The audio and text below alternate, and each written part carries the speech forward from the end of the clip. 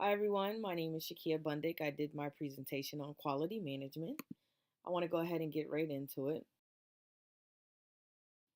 Now, what is quality management? Quality management is the act of overseeing all activities and tasks needed to maintain a desired level of excellence.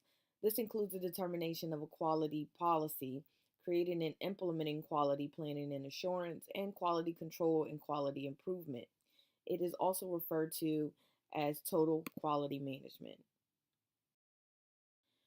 Now, total quality management describes a management approach to long term success through customer satisfaction, forcing all members of an organization to participate in improving processes, products, services, and culture in which they work. The quality management, the total quality management is an approach that seeks to improve quality and performance, which will meet or exceed customer expectations. This can be achieved by integrating all quality related functions and processes throughout the company. TQM looks at the overall quality measures used by a company, including managing quality, design and development, quality control and maintenance, quality improvement, and quality assurance. TQM takes into account all quality measures taken at all levels and involving all company employees. Managing quality is important. Quality management can be described as a group activities and function that ensure consistency in a company's services and goods. There are four components involved in quality management. The first one is quality control planning. This does require this is a requirement that must be identified. A criteria needs to be set, and important procedures must be recognized as a part of the plan.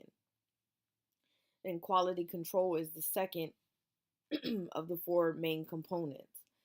It is needed to review the quality of the product or service. Inspection and testing is necessary to identify problems and defects that need correction. The third is quality assurance.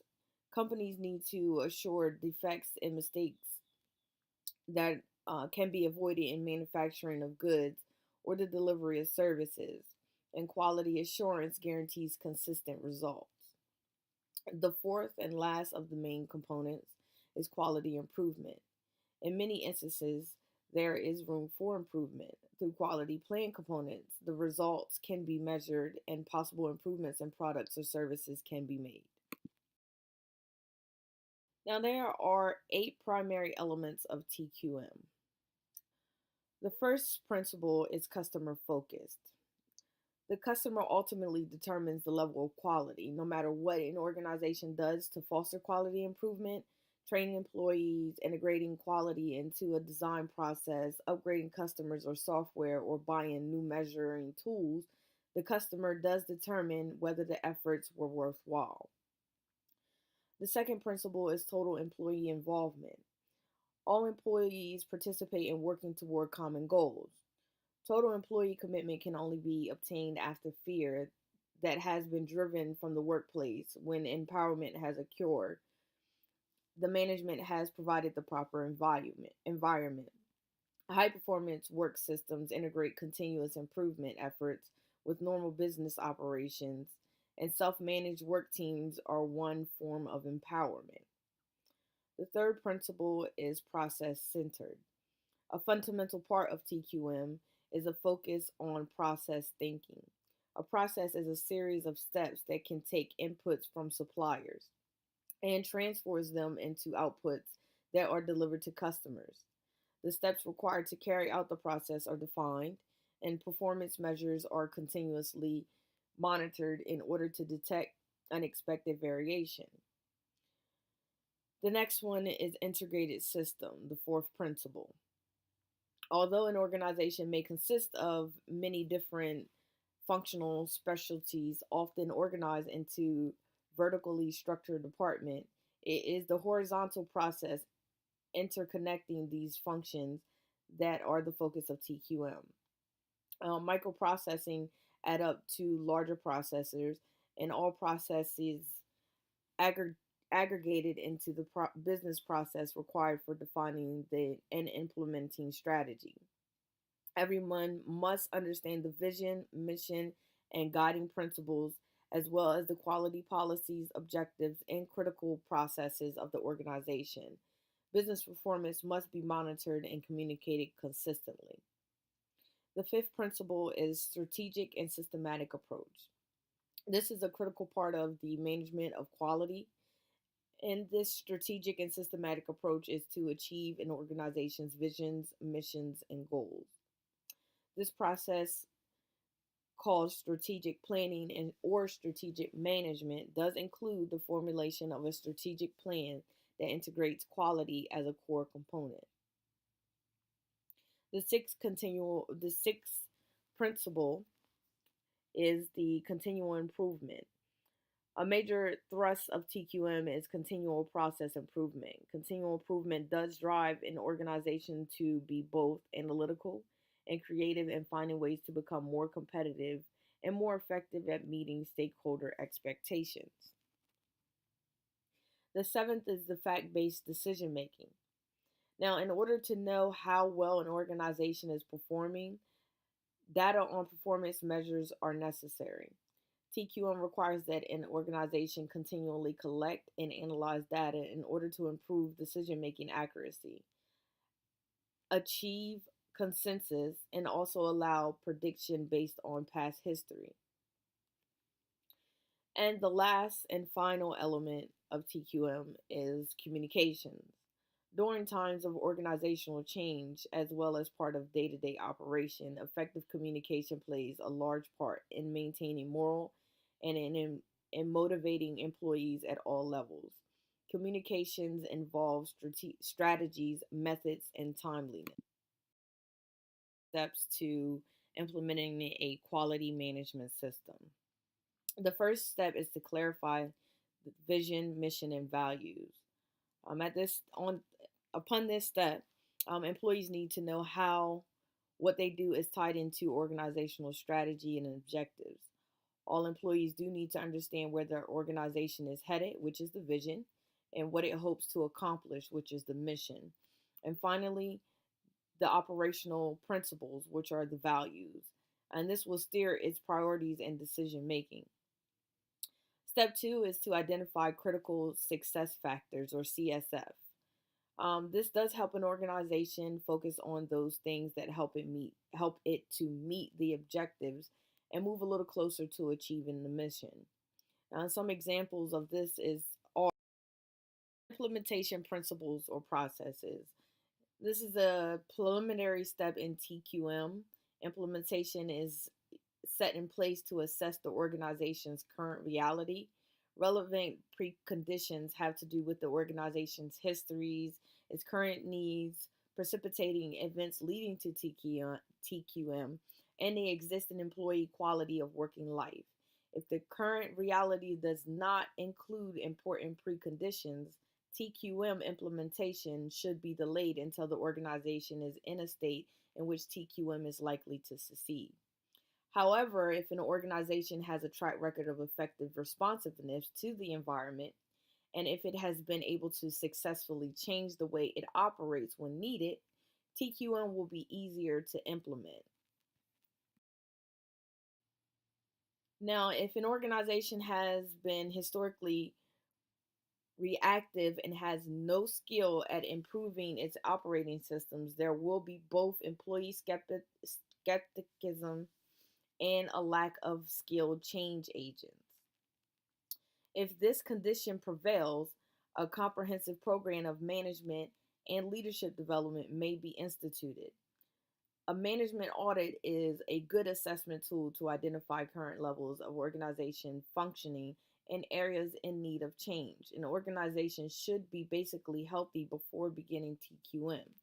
If it is if it has significant problems such as a very unstable funding base, weak administrative systems, lack of managerial skill, or poor employee morale, the TQM would not be appropriate.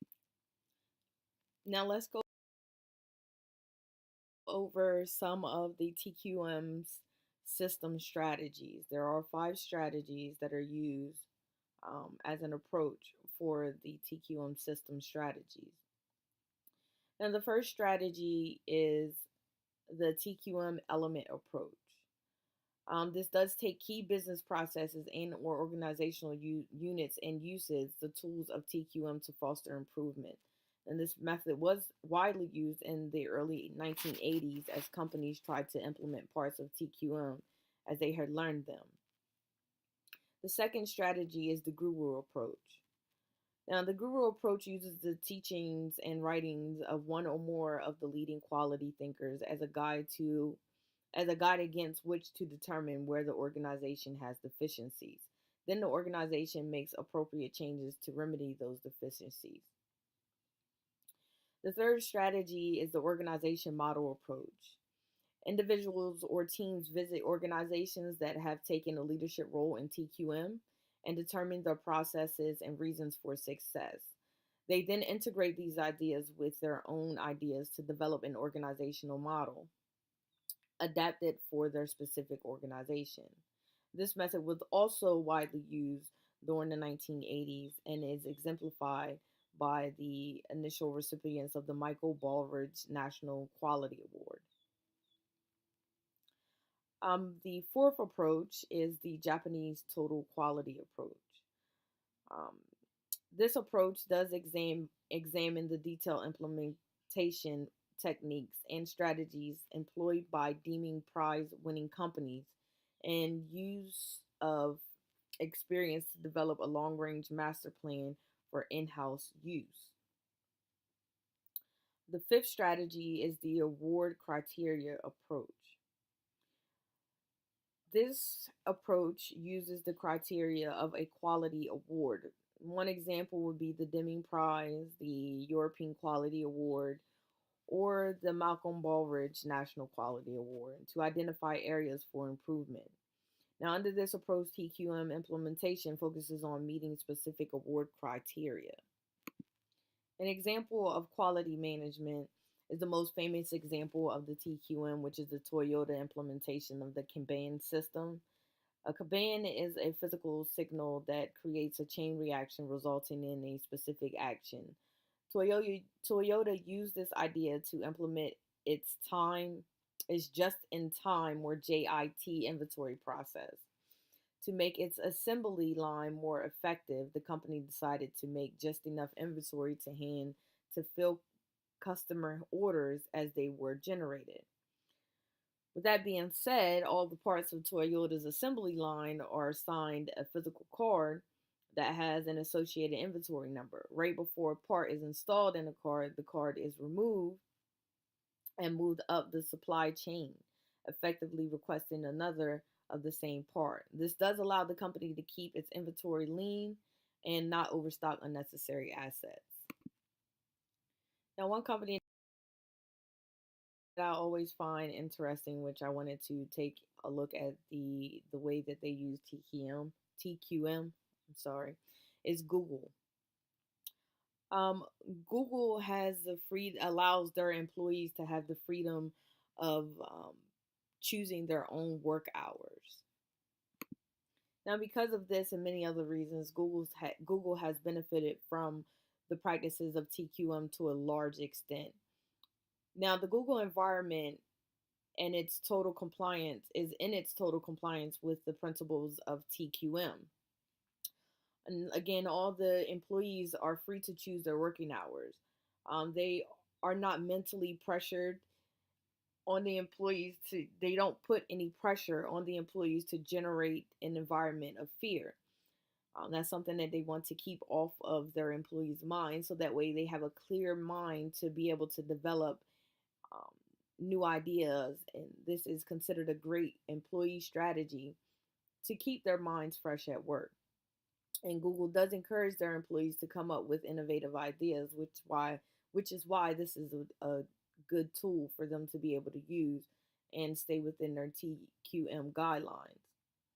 And one of the TQM principles is to engage all the employees in the organizational decision making process.